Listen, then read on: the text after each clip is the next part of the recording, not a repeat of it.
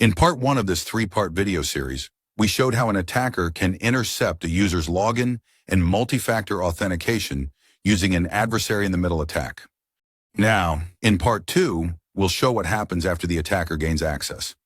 From emails and calendars to shared files and even authentication settings, you'll see just how much damage can be done without the user ever knowing they've been compromised.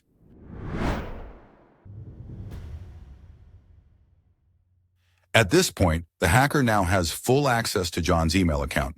Just like John would, they can read every message he's sent or received, including anything stored in folders or archives. And they're not just browsing, they're hunting.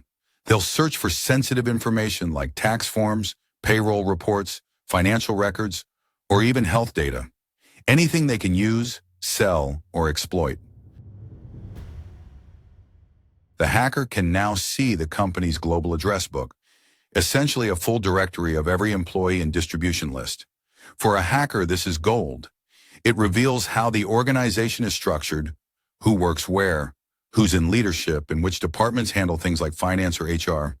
All of that helps them craft more targeted phishing attacks, ones that look more credible and are much harder to detect. Because the hacker got in through Microsoft 365, they now have access to John's calendar. And that opens up a new path of attack. They can create or edit events and attach malicious files, maybe disguised as a meeting agenda or presentation.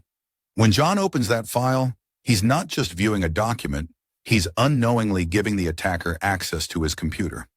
From there, the hacker can move deeper into the organization's systems, stealing data, spreading malware, or even setting the stage for a full ransomware attack. The hacker doesn't just have access to John's Outlook. Because this is a Microsoft 365 account, they also have access to John's files in OneDrive and SharePoint, including sensitive folders like HR and accounting. They can view and download documents, or go a step further and quietly create a backdoor to regain access later. In this demo, the hacker creates what's called an anyone link. These links are often enabled by default in SharePoint and allow anonymous access to files or folders.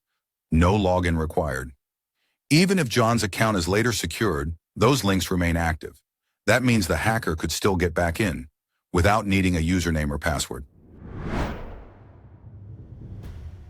Even if John's IT team discovers the breach and locks the attacker out, that doesn't always mean it's over.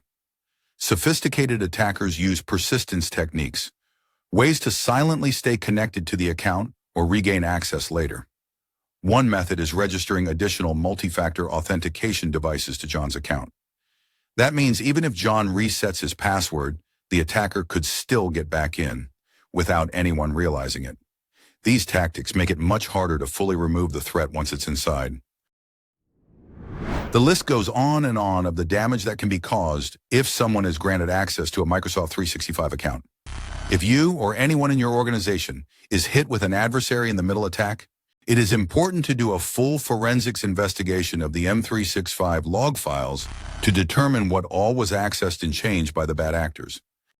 Now that you've seen what happens after the attacker gains access, take a look at the third video in this series, where we'll demonstrate how hackers can hijack an email account to secretly reset passwords, hide notifications, and gain access to sensitive online services like Amazon without the victim noticing.